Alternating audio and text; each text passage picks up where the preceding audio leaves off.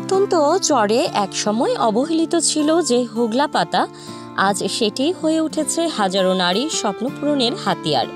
এই পাতা এখন আন্তর্জাতিক মানের পরিবেশ বান্ধব তৈজসপত্রের কাঁচামালে পরিণত হয়েছে। ভোলা সদর উপজেলার প্রায় সব ইউনিয়নে নারীরা এখন ঘরের আঙিনায় বসে হোগলা পাতার রশি বুনছেন। বিশেষ করে চর সামলাইয়া ইউনিয়নের প্রতিটি ঘরে যেন এক টুকরো কর্মব্যস্ত কর্মশালা। কেউ রশি বানাচ্ছেন, কেউ বা আবার তা সরবরাহের প্রস্তুতি নিচ্ছেন। আমার ঘরে ব্যাপারীরাও পাতা দিয়া যায়, তখন আমরা এটারে মনে করেন কাগুরা কাটছাম, তারপরে ভিজা, তারপরে রশি ফাঁকাইয়া তারপরে বেয়ারি করে আমরা দিয়ে দেই। দেওয়ার পরে ব্যাপারীরা আবার আমার ঘরে টাকা দিয়ে দেয়। 100 বুনলে আমার ঘরে 13 টাকা দেয়, আমরা কিছু টাকা আয় করি। রশি বুনিয়া সংসারে কয় টাকা পাই আমি, যেমন 2 কান চেয়ার আনছি, 1 কান র্যাক আনছি, 2 চারেনা সংসারে খরচ করি। নারীরা জানান সপ্তাহে গড়ে তাদের আয় প্রায় 1000 টাকা। এই আয় শুধু ব্যক্তিগত প্রয়োজন মেটাচ্ছে না, বরং সচ্ছলতা আনছে পরিবারে। পাতার মুড়ি ভাঙ্গি আমার সংসারে একটা আয় হইলো, আমার পোলাপাইনের পড়ালেখার খরচা কিংবা আমার একটা খরচা হয়। আর্থিকভাবে লাভবান হওয়ার পাশাপাশি এখানকার নারীরা বৈদেশিক মুদ্রা আয়ের দ্বারও উন্মোচন করছেন।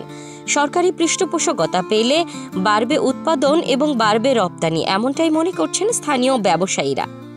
আমাদের হোগলা রশিটা প্রথমত ঢাকা যায়, ঢাকার থেকে যে বাস্কেট ঝুড়িগুলো হয়, এরপরে আপনার এটারে এক্সপোর্টের মাধ্যমে Hong Kong, German, Japan, America, Australia, যা ইউরোপ উন্নত রাষ্ট্রগুলোতে যায়। এই হোগলা পাতার রশিটা আমরা ভোলা থেকে প্রায় দীর্ঘ 27 বছর যাবৎ তৈরি করে যাচ্ছি।